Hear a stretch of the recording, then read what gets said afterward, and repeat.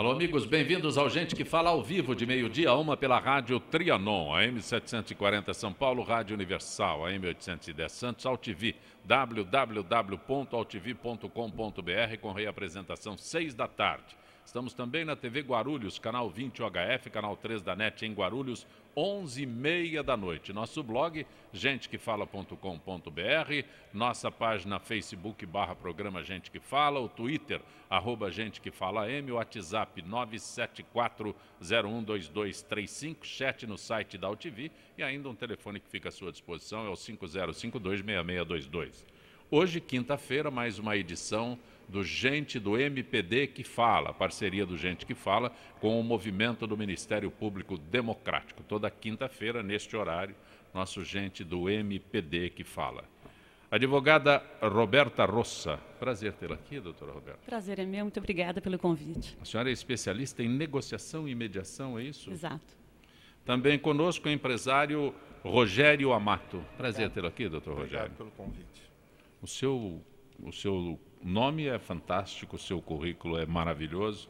Aí eu tenho aqui como ex-presidente da Associação Comercial de São Paulo e também secretário de Estado do Desenvolvimento Social. Eu tenho uma filha com 26 anos de idade que perguntaram para ela na época da escola, agora, recentemente, né?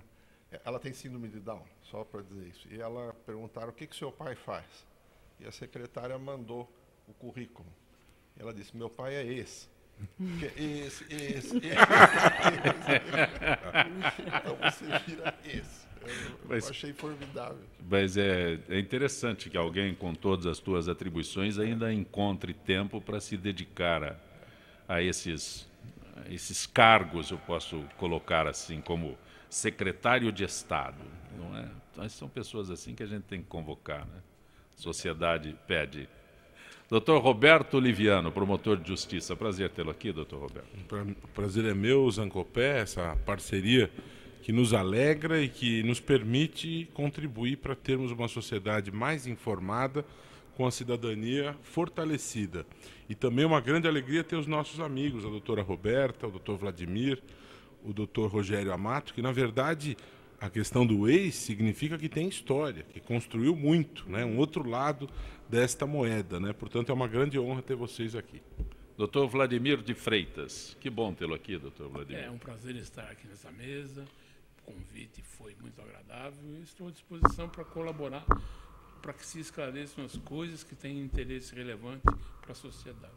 A gente consegue tirá-lo da aposentadoria, assim, com muita tranquilidade. É bom quando a gente convoca, o doutor Liviano convoca e os amigos atendem imediatamente.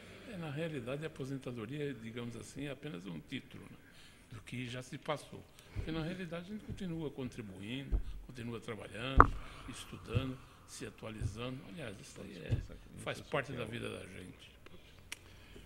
A Lei 13.129/215, que atualiza a Lei de Arbitragem e de forma expressa autoriza sua adoção pela administração pública, está no centro de uma polêmica. Especialistas nesta área se questionam se os árbitros têm a mesma obrigação dos juízes de comunicar ao Ministério Público caso suspeitem que o contrato em apreciação pode resultar de um crime mais especificamente de corrupção. Doutor Liviano. Questão interessante, questão atual, que contém vários ingredientes bastante relevantes. Em primeiro lugar, a busca da resolução de conflitos por meios alternativos, né? Que os meios convencionais estão esgotados. Portanto, a busca da arbitragem, da mediação, é uma busca extremamente importante, né?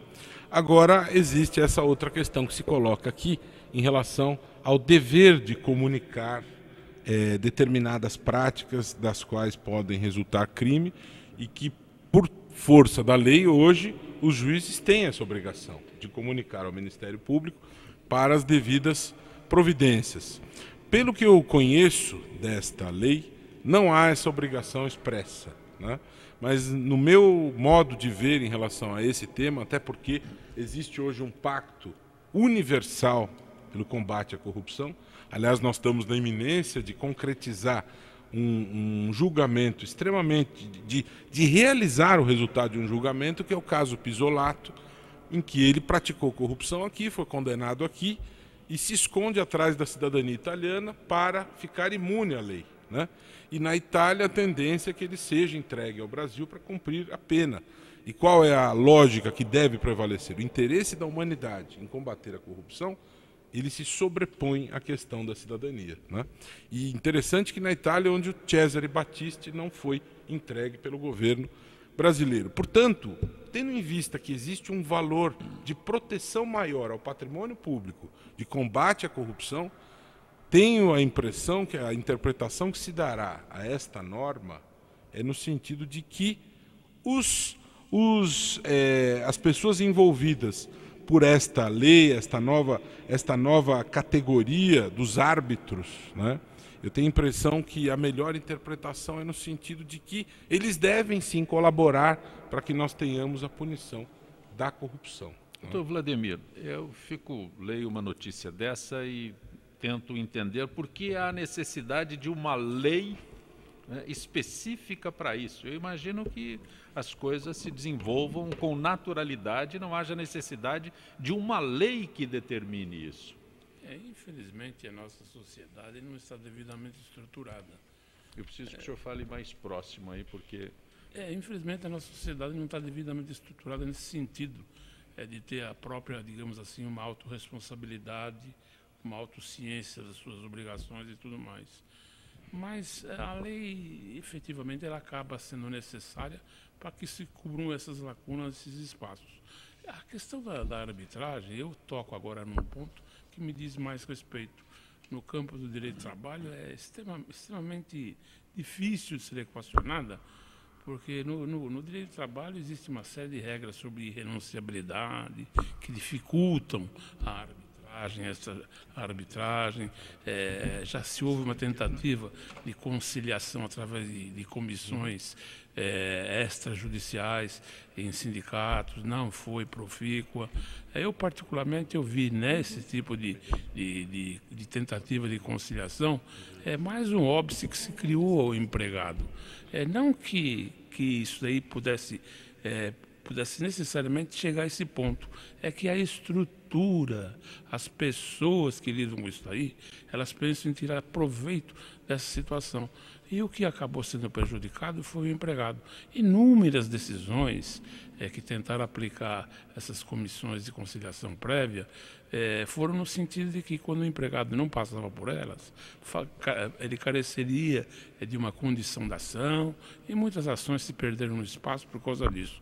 Então, nesse campo da arbitragem, é um campo que a dificuldade de ser aplicado no campo do direito do trabalho é muito grande. Mas, na realidade, a sua pergunta, no geral, ela é extremamente importante no sentido de que a arbitragem faça parte do ideário. Aliás, essa questão da arbitragem já vem há muito tempo.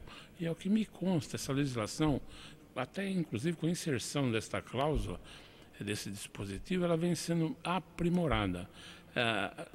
A questão da corrupção, infelizmente, eu acho que esse artigo da lei aqui deveria ser mais específico, mais claro, mais direto, que é para evitar que esses assuntos fiquem rodopiando pelo judiciário, se escondendo através de interpretações, que a gente sabe que, no mais das vezes, essas interpretações acabam, de uma forma ou de outra, sendo acolhidas, prejudicando exatamente o escopo finalístico da lei. Qual seria? De evitar a corrupção. Doutora Roberta? É uma questão delicada, concordo até com o doutor Liviano, no sentido de comunicar ao Ministério Público o eventual crime que haja nesses contratos de arbitragem, mas eu acredito que exista a questão da confidencialidade, né, que deve existir tanto na arbitragem como na mediação e na negociação.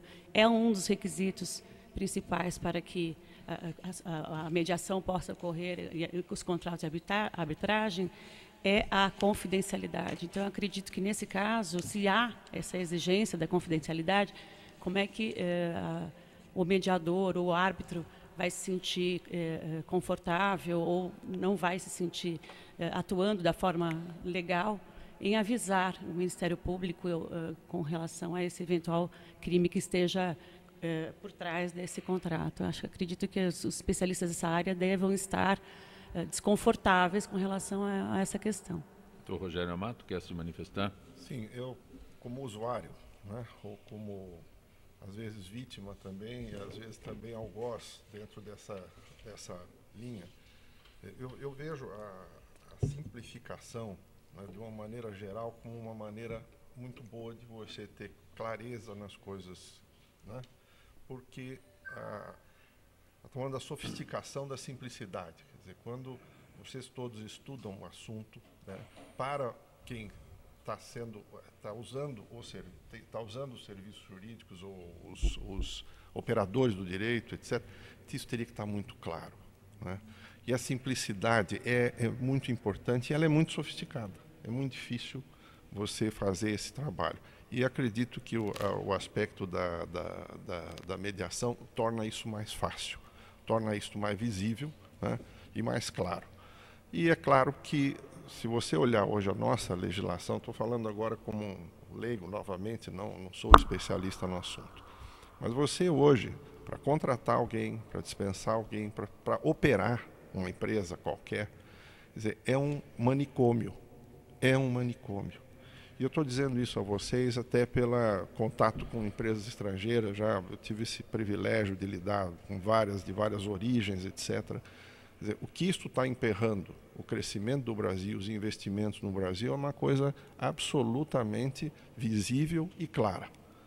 As empresas, mesmo aquela onde a legislação trabalhista é mais antiga e tem o caso da Alemanha, etc. Essas empresas, ao virem para o Brasil, né, e nesses momentos de crise, essas coisas podem acontecer com mais frequência, né?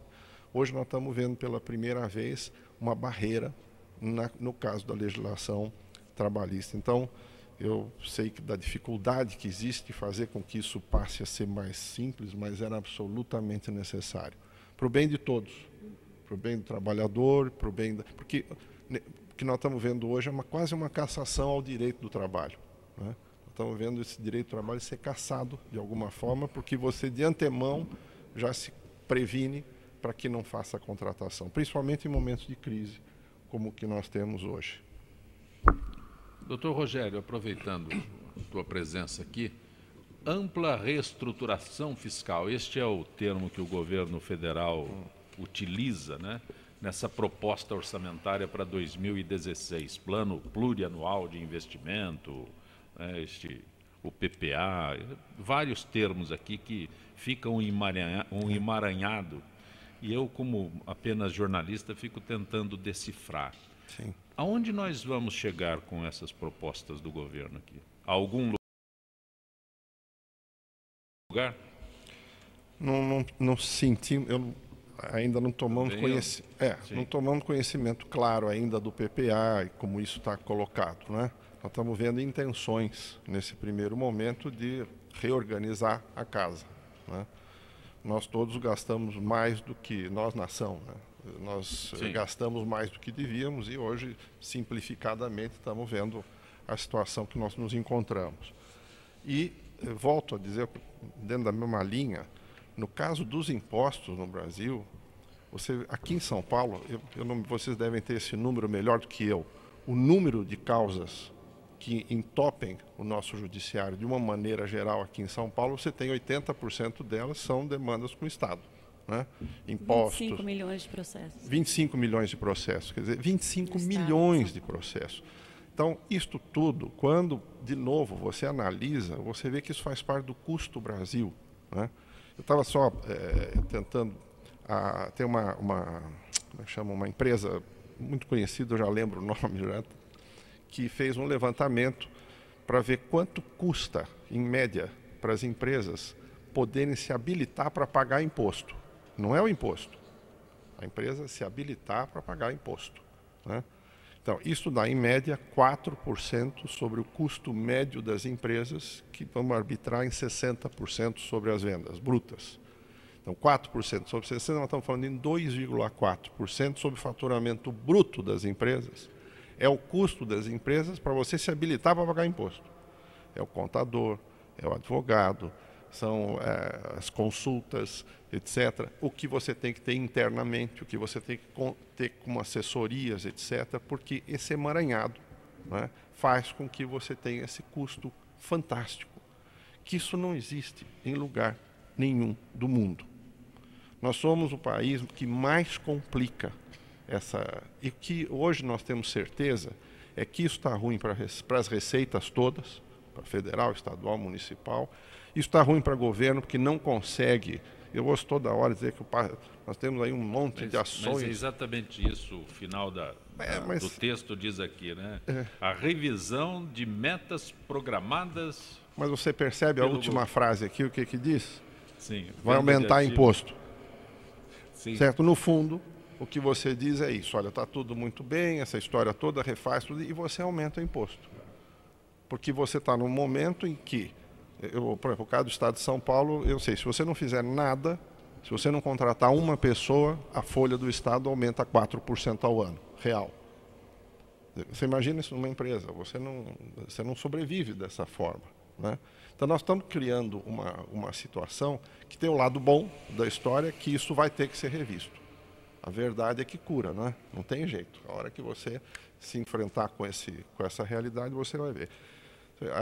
O nosso amigo lá, o Tiradentes, fez a Inconfidência Mineira pelo quinto, né? 20% de impostos, né? Nós estamos já com mais de 1/3. E o pessoal falando aqui em aumentar imposto, aumentar imposto, aumentar. E quando você aumenta imposto, você aumenta a inadimplência, você aumenta a incapacidade. Nós estamos chegando num problema de capacidade tributária que leva a toda essa consequência. Inclusive a corrupção. Inclusive a corrupção. Quer dizer, se nós, de um lado, estamos querendo combater a corrupção, e no fundo todos nós queremos, mas o sistema induz. O sistema induz a corrupção. É isso que eu queria falar. Existe uma regra dentro do mundo da corrupção, que é a criação da dificuldade para vender a facilidade, né?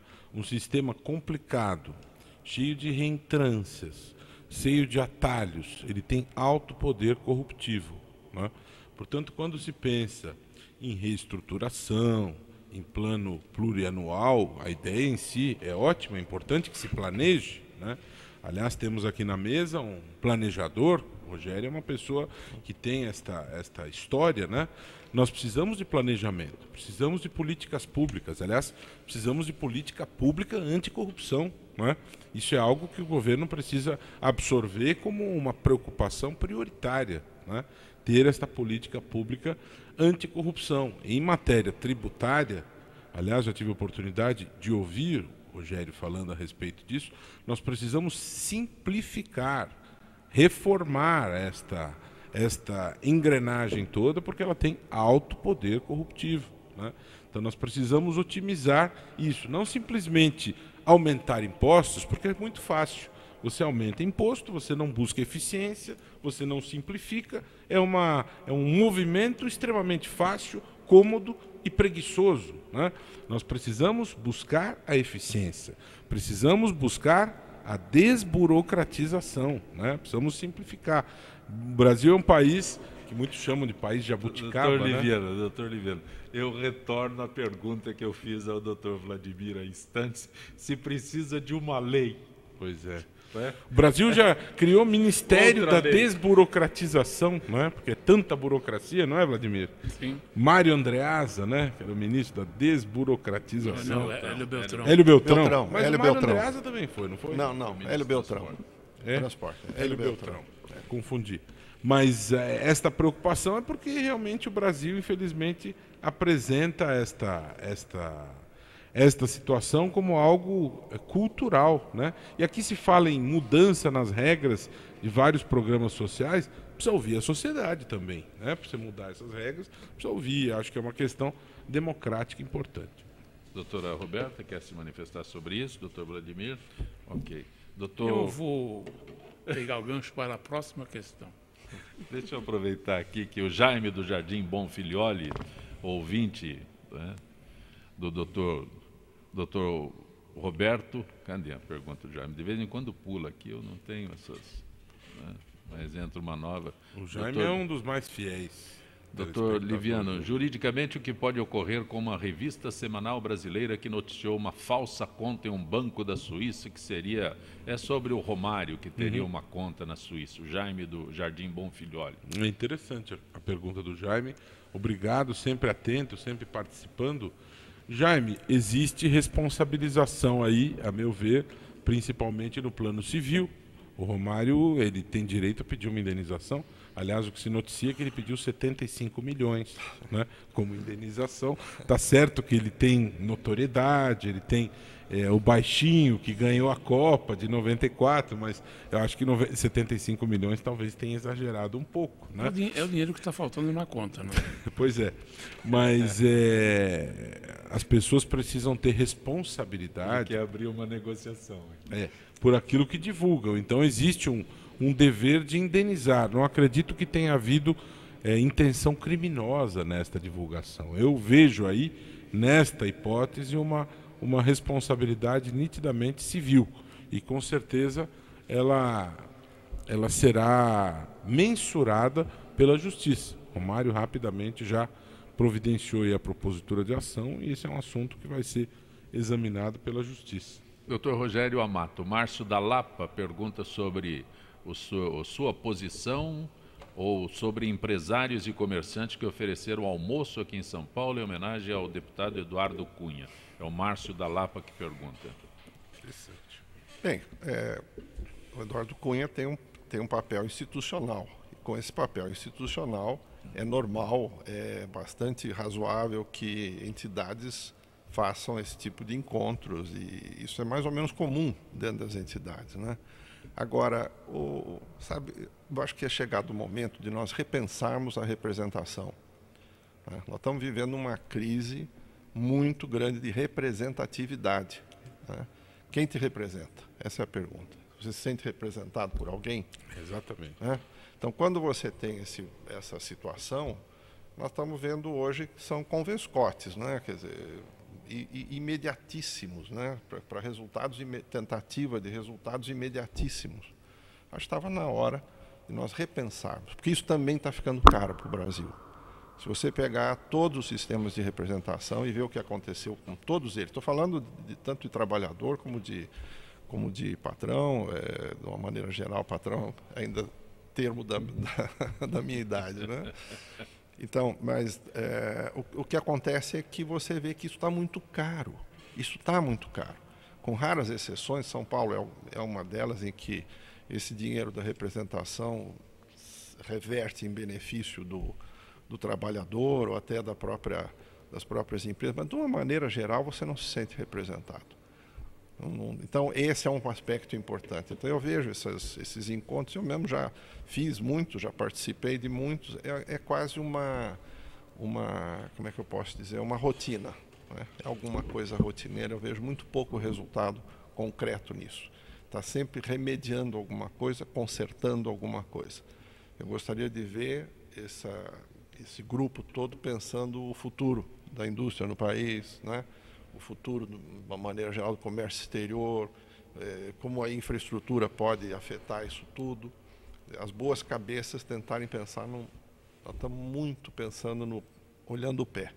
Quem olha o pé vai para o buraco. E não se pode descontextualizar essa questão do Márcio da Lapa ao fato que foi noticiado amplamente ontem que o Procurador-Geral da República ofereceu denúncia criminal contra o presidente da Câmara, né, por prática de corrupção, lavagem de dinheiro e outros crimes, e eu não posso resistir à piada, porque o fato aqui é do almoço, né, e como se sabe na sabedoria popular, não há almoço grátis. Sim.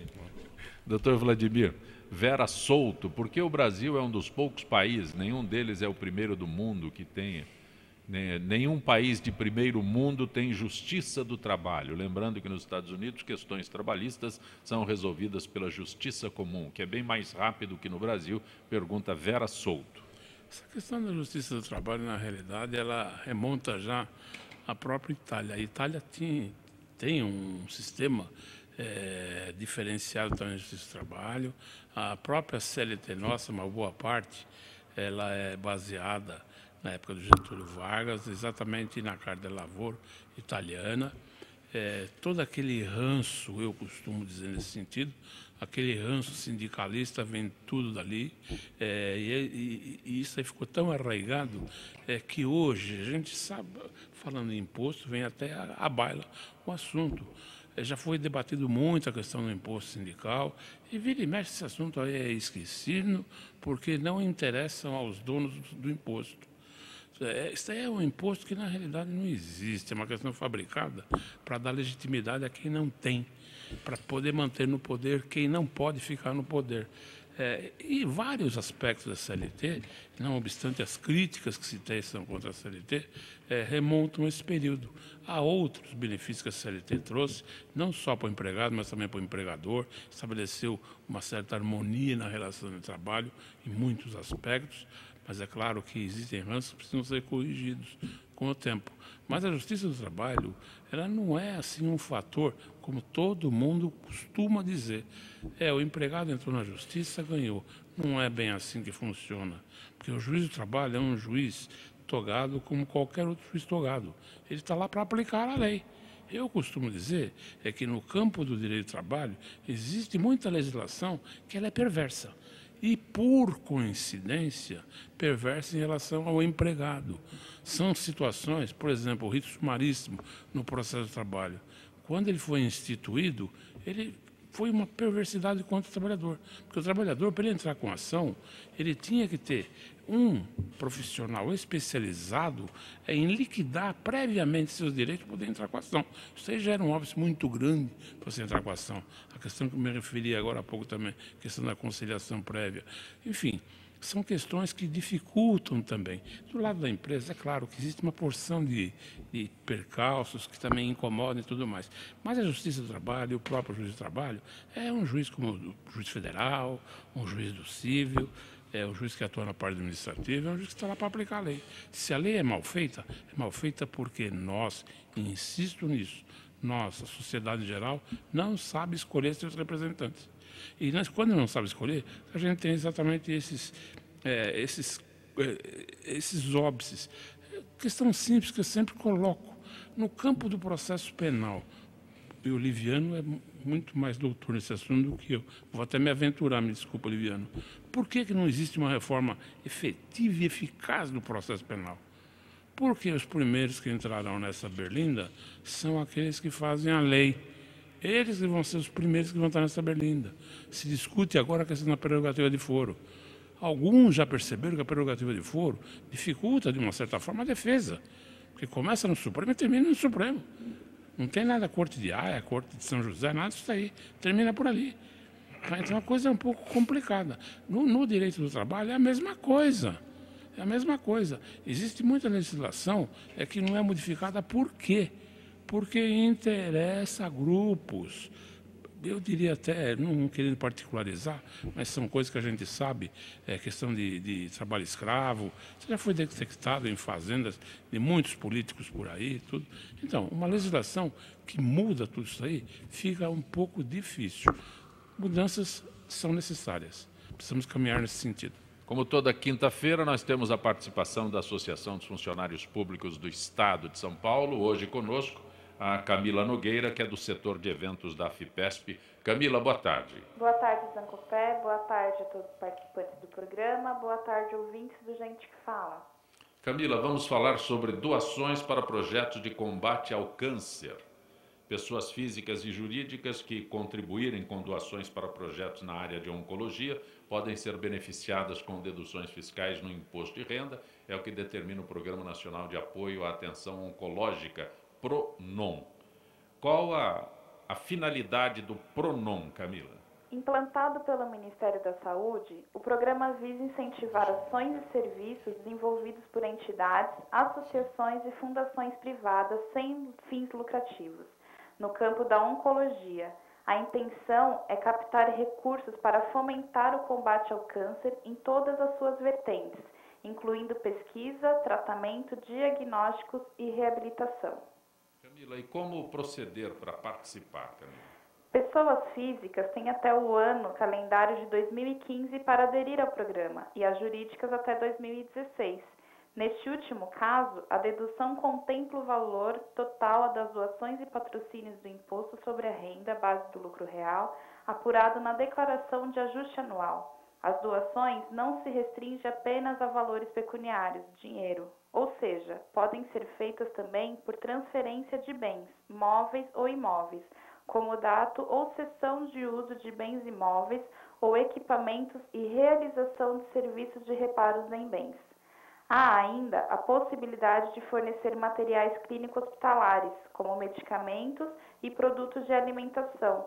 Assim, se por um lado temos o contribuinte se valendo diretamente do poder de decisão acerca do destino que será dado ao tributo pago, por outro temos as instituições dedicadas à pesquisa e cura do câncer recebendo os benefícios dessas contribuições. Para mais informações, consulte seu advogado ou contador ou acesse o portal eletrônico do Ministério da Saúde, www.portalsaude.saude.gov.br. Camila Nogueira, agradeço tua gentileza mais uma vez com o Gente que Fala. Uma boa tarde, Camila. Uma boa tarde. Gente que Fala, retornar em instantes.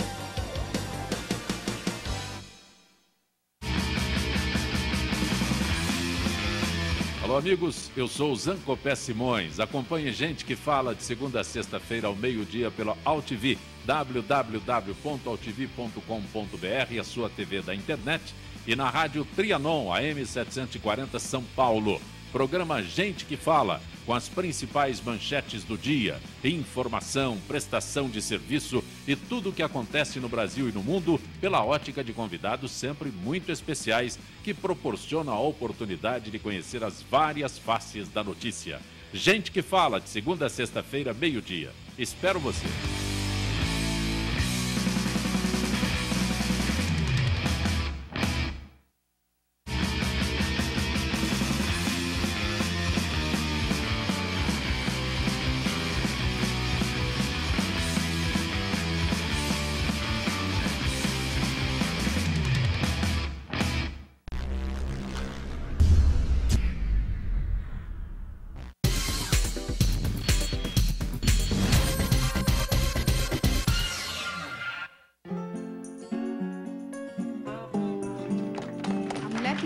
Amamentando após voltar ao trabalho merece reconhecimento. E a empresa que apoia esse gesto também. A amamentação diminui o risco de doenças na criança e na mulher. Por isso, o empregador incentive este gesto oferecendo sala de apoio à amamentação, creche no local de trabalho e licença maternidade de 6 meses. Amamentação e trabalho. Para dar certo, o compromisso é de todos.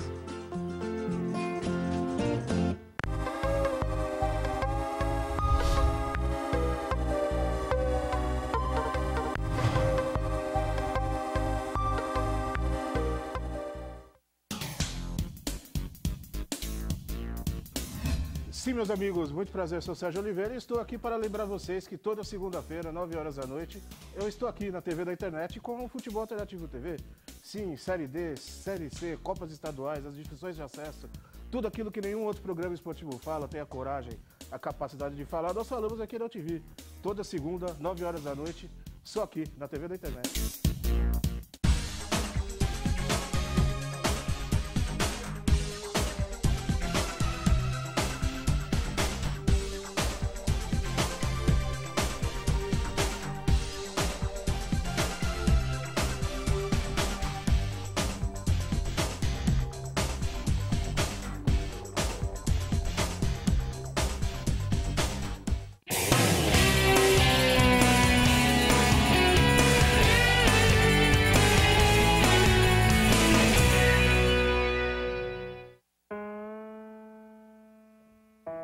Olá, meu nome é Lucas e eu vou contar minha história para vocês. Eu sempre tive um sonho, me aventurar e conhecer o mundo. Quis desvendar os mistérios da terra, navegar em alto mar, ganhar o céu. Era tanta vontade de fazer tanta coisa que eu nem sabia por onde começar. Foi quando descobri que, antes de tudo, eu ainda tinha um grande desafio pela frente. Eu precisava nascer. Não dava para realizar meus sonhos preso na barriga da minha mãe. Eu queria começar a aventura da vida o quanto antes. Forcei tanto que consegui. O problema é que fiz isso cedo demais. Não estava pronto. E outra vez, fiquei preso. Eu era menor do que imaginava. Como ia conseguir realizar os meus sonhos daquele jeito? Fui perdendo as esperanças.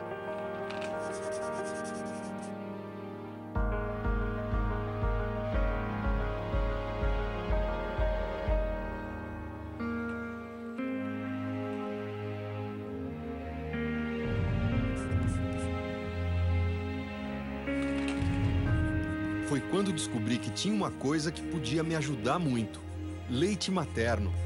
Mas a minha mãe ainda não podia me dar. E com a doação de outras mulheres, eu poderia ser salvo. E foi assim, com a ajuda delas, que eu consegui crescer e ganhar força para a aventura da vida. Inclusive, essa aventura não pode parar. Precisa ser aproveitada a cada segundo. E você também pode fazer sua doação compartilhando essa postagem.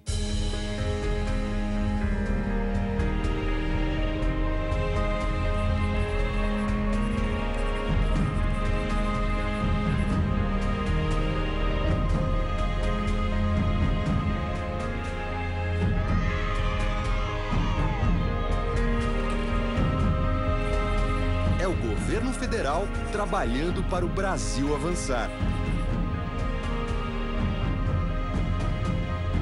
Ministério da Saúde, Governo Federal.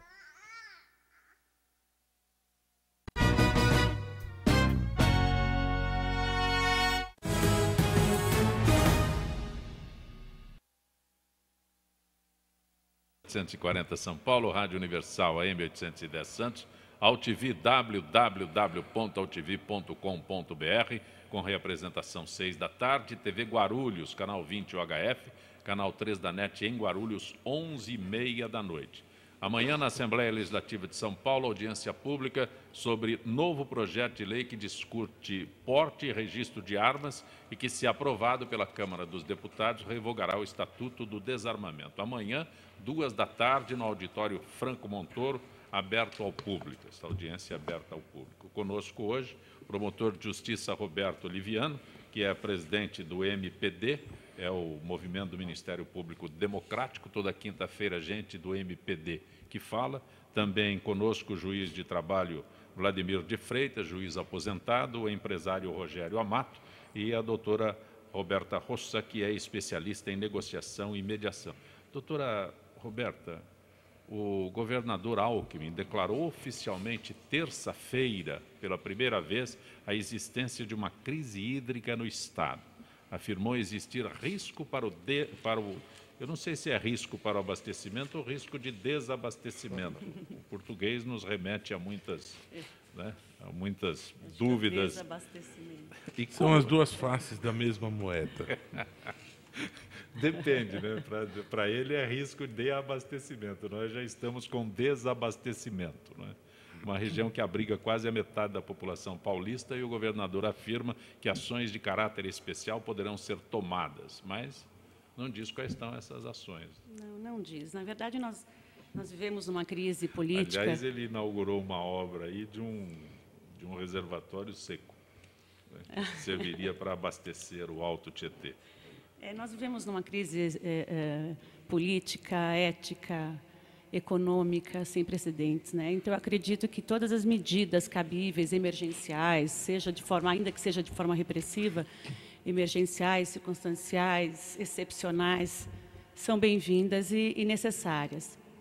A portaria do Departamento de Águas e Energia Elétrica fala justamente sobre isso, sobre a criticidade hídrica.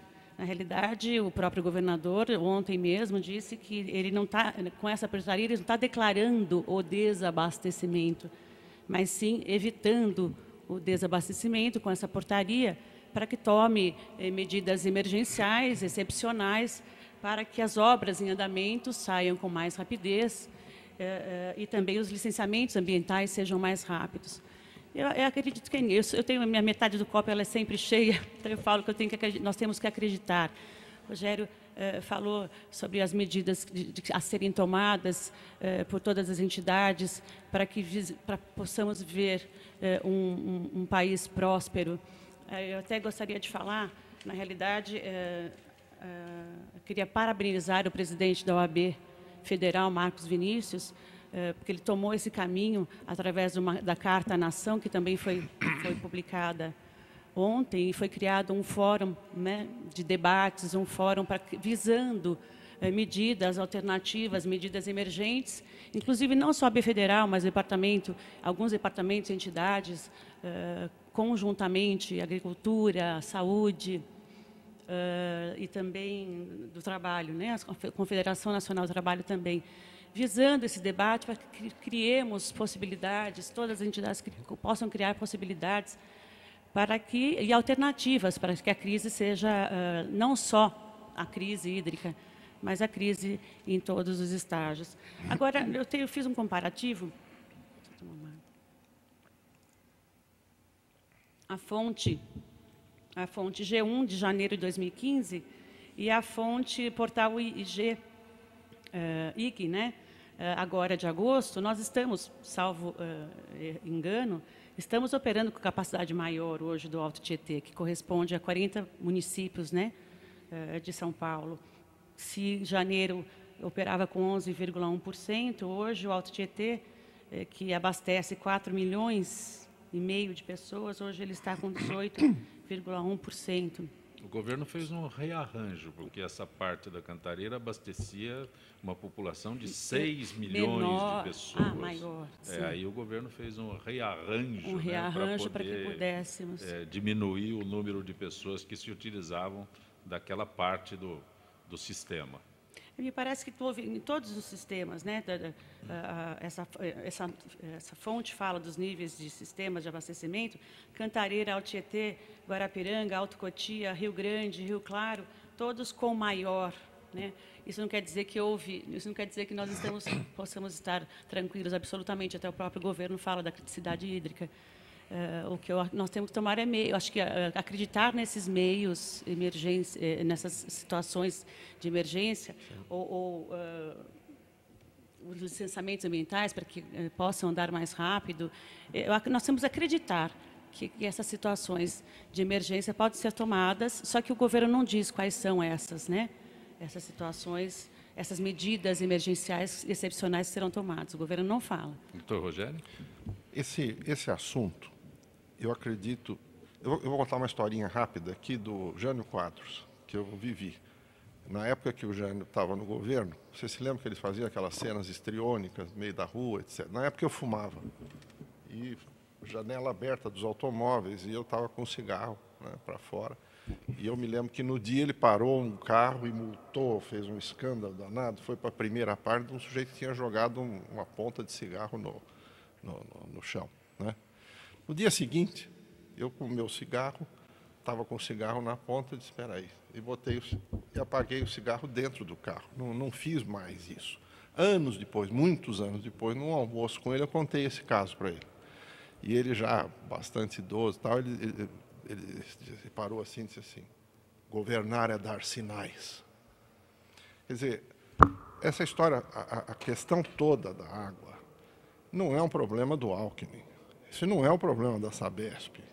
Esse não é o problema do Ministério Público. Esse é um problema de todos nós.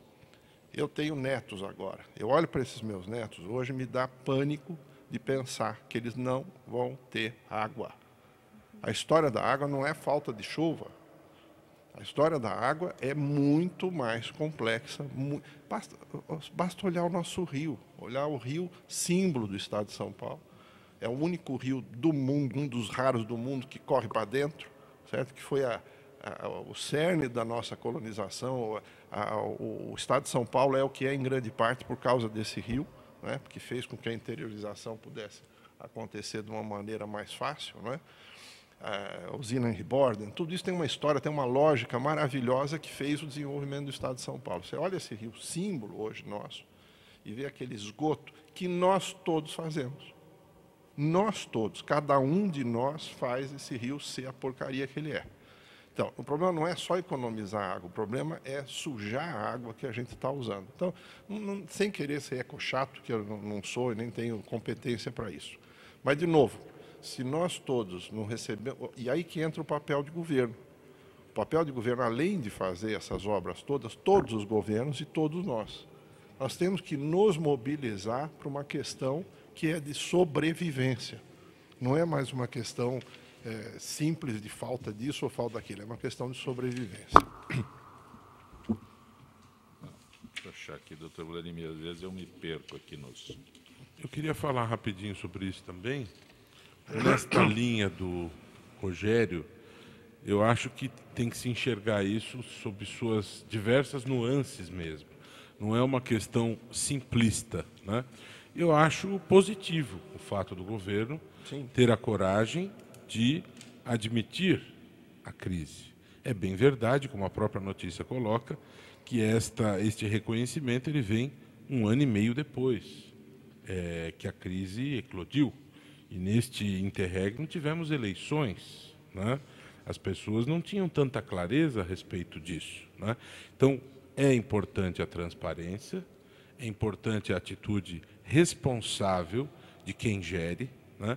É importante ter clareza também que a culpa não é integral das pessoas, elas precisam ter racionalidade no consumo, sim, precisam ter responsabilidade ambiental, como bem colocou o Rogério, porque a atitude irresponsável de poluir agrava o problema, né?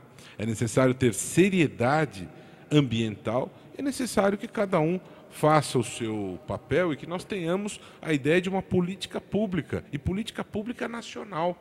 Porque no Brasil nós temos aquele problema do jogo do empurra, né? O federal, o estadual, o municipal, eles estão em mãos políticas diferentes e muitas vezes esse jogo de empurra prejudica o cidadão, né? Então é importante que cada um cumpra o seu papel dentro desta engrenagem. Agora, tivemos estiagem, e não foi só em São Paulo, foi em Minas Gerais também, né? Tivemos que usar algo inédito, que foi o uso do volume morto, né, para abastecer as casas. Portanto, é uma situação grave, e eu acho que não tem que ter oportunismos nem mesquinharias, tem que ter seriedade, transparência, responsabilidade, abrir as questões para a sociedade, permitir o debate e ter a responsabilidade de apresentar os caminhos, quais as obras necessárias, investir o que é necessário. Agora, um dado de realidade que, infelizmente, é incontestável. Este grupo político está há 20 anos gerindo o Estado, né? Muitas destas obras já poderiam ter sido feitas, né? Então, isto é um problema, porque, na verdade, não se pode alegar que agora é que vai se cuidar de um assunto que não se pôde cuidar antes. Isto é um problema, é um dado de realidade. Acredito que não por má fé, né, mas é necessário ter esta visão de Estado, né, para tomar as medidas, para fazer campanhas de conscientização também, e que as pessoas cumpram a sua parte. Não é o governo só que tem que resolver isso, cada um também tem a sua responsabilidade. Não é tudo de um lado, não é tudo de outro, mas é um problema grave, sério, é um direito fundamental à água aí que está colocado em xeque aí. Doutor Vladimir, Ildete Santana, do Jardim Ângela, diz que o senhor é da área trabalhista, sabe disso, mas a tia gostaria de entrar na justiça para pedir a um juiz que afastasse seu marido de casa. Ele simplesmente não quer se mudar. Ela teme que algo aconteça, pois eles brigam muito. A casa é dela, mas ele acha que é dele. Aí o Ildete pergunta o que se pode fazer nesses casos. Eu acho que é cliente do Linha Direta com a Justiça, Vladimir. É provável. É claro que... Uma celebridade, doutor Vladimir. Existe a legislação exatamente que prevê esse tipo de situação. Ela deve se recorrer ao juízo competente, que seria o juízo da área criminal. Me parece que previamente deveria, inclusive, se dirigir a uma delegacia de polícia para registrar a ocorrência e, se for o caso... O primeiro passo. O primeiro passo é uma delegacia de polícia. Sim. Certo? Para poder registrar a ocorrência e, a partir daí, o delegado deverá convocar para tomar conhecimento dos fatos preliminarmente, para depois submeter o caso ao Ministério Público. Perfeito. Tá. Mas agora, o importante é este primeiro passo. Esse primeiro passo é esse daí. Mas infelizmente, a gente sabe que essa lei aí é uma lei extremamente oportuna, é uma lei que protege a mulher, que tem que proteger. É aquilo lá que o Zé Copé já falou no começo do programa. Há necessidade dessa lei para proteger a mulher? Não há. As pessoas, a cultura das pessoas tem que entender que a mulher é fundamental. Ela é fundamental como no núcleo da família, no núcleo da sociedade. É ela que administra a educação dos filhos, que corrige os erros do marido, como um caso desses. E, no mais das vezes, esse tipo de situação, a mulher padece por isso tudo. Eu não sei, é aquela história que a gente conhece muito frequentemente, que atrás de uma grande pessoa sempre existe uma grande mulher. E essa grande mulher, atrás dessa grande pessoa, podemos todos ter certeza dessa realidade. Ela conhece dos detalhes, conhece dos problemas, mas ela aguarda o momento certo para conversar sobre aquilo. Não é num momento de crise, essa seria a minha visão, não é num momento de crise que você vai se contrapor a, vamos dizer, uma agressão do marido, uma agressão verbal, essas coisas todas. Você tem que esperar um momento oportuno, ou mesmo para incentivar o marido para fazer alguma coisa que ele esteja em dúvida. Você tem que aguardar um momento oportuno. E isso se aplica não só à mulher. Não vamos ficar com nenhuma visão assim sectária. O homem também tem que ter o bom senso, de escutar a mulher, de saber qual o momento que ele pode conversar com a mulher sobre certas coisas. A mulher tem certas condições muito pessoais de ser mulher, e o homem tem que respeitar tudo isso daí. Eu acho que é extremamente importante. É uma legislação que, no meu modo de ver, não deveria existir. As pessoas deveriam se tratar com muito mais urbanidade, com muito mais amor e construir juntas a vida em comum. Eu queria fazer um complemento. Existe essa proteção criminal, inclusive nós temos a Lei Maria da Penha, que tem instrumentos de proteção acautelatória, tá? Mas, além disso, pelo que eu percebo, a questão da nossa telespectadora, existe uma questão aí de direito de família também. E o DET. Existe uma questão de direito de família, o DET. É necessário ter a intervenção do advogado aí para que esses assuntos sejam equacionados, né? Se não é possível a continuidade da vida em comum, essa questão familiar, direito de família, também precisa ser enfrentada e examinada sob a ótica do juízo de família para que as coisas se coloquem no devido lugar. Pode-se pedir um alvará de separação de corpos, de afastamento de corpos. Até porque ela tem o direito de habitação, real de habitação. Exatamente. Doutora Roberta, a pergunta é da Vânia Melo de Santo André. Tenho dúvidas sobre uso capião. No interior da Bahia, meu pai tem terras e, como ele está doente, acaba não indo para ver. Deixa a terra abandonada. Ex-empregados, às vezes, acham que tem poder sobre essas terras. Algo em torno de 4 hectares. Desperta muita inveja porque há uma nascente de um rio que corta a região. Aí ela pergunta, pede uma orientação. É Vânia Melo de Santo André. É possível orientá-la? O uso capião ele é devido quando a pessoa tem o uso e tem o domínio da propriedade. Então, tem alguns requisitos, tem o uso capião de 5 anos, tem o uso capião que tem que provar um tempo maior, mas tem que ter alguns requisitos para que esse uso capião possa efetivamente ser formalizado. Ela tem que ter o uso dele pelos 5 anos, pagamento de ter pago, se é rural, né, o imposto rural. Tem uma série de requisitos que, aliás, com análise dos documentos pessoais da propriedade, que tem que analisar. Doutor Liviano, empresas brasileiras vêm mudando a forma de contratar fornecedores após a entrada em vigor da Lei Anticorrupção e o avanço da Operação Lava Jato. Os modos de reduzir riscos judiciais encontrada por elas foi certificados de compliance das pessoas jurídicas, uma declaração de que não cometeram ilícito. Lógico que o objetivo é tentar escapar de alguma irregularidade. As empresas estão cobertas de razão. É necessário que elas tenham prudência, porque hoje os negócios eles acontecem de uma maneira bastante complexa, né? Foi-se o tempo em que você tinha um empresário desenvolvendo todas as atividades inerentes ao negócio. Existe existe um desmembramento do negócio e há os parceiros que desempenham aquela atividade que no meio empresarial se chama de outsourcing. Portanto, é necessário ter cuidado, porque se há más práticas por parte desses parceiros, isso pode acabar atingindo a reputação da empresa, que é o bem mais valioso. Não existe nada mais valioso, mais precioso para uma empresa que a sua reputação, o seu nome. Portanto, esta preocupação ela cresce cada vez mais, especialmente nesse tempo que nós estamos vivendo agora, em que a compliance ganhou um status de regulação legal por força da Lei 12.846. E eu ouso dizer mais, eu vejo que a tendência no mercado é cada vez mais a implementação dos departamentos de compliance, a preocupação com a conformidade, com a integridade, gerará vantagens na competição empresarial. Portanto, vejo que as empresas estão se preocupando em estruturar esses departamentos e isso vai acabar gerando vantagens na concorrência, né? Como no passado e até hoje, nós temos a questão do consumo consciente, da responsabilidade socioambiental, né? Também acredito que as empresas éticas, as empresas com estas preocupações, elas acabarão tendo vantagens nessa discussão, ou seja, o cidadão ganha porque nós temos aí práticas éticas, práticas honestas na atividade empresarial, na atividade produtiva, que é extremamente importante. Precisamos coibir estas más práticas no mundo empresarial. É importante ouvir o Rogério a respeito disso, que conhece minuto, consegue? O tema. Não, você me corta, então. O fato é o seguinte, nós estamos hoje vivendo, no caso das empresas, o compliance é alguma coisa que as empresas grandes estão tratando do assunto. No Brasil, você está vendo as empresas médias serem dizimadas. As empresas médias estão sendo dizimadas. As pequenas agora estão tendo um alento novo, com o novo Simples, etc., e todo esse esforço que está sendo feito. Olha lá, estão respirando um pouco?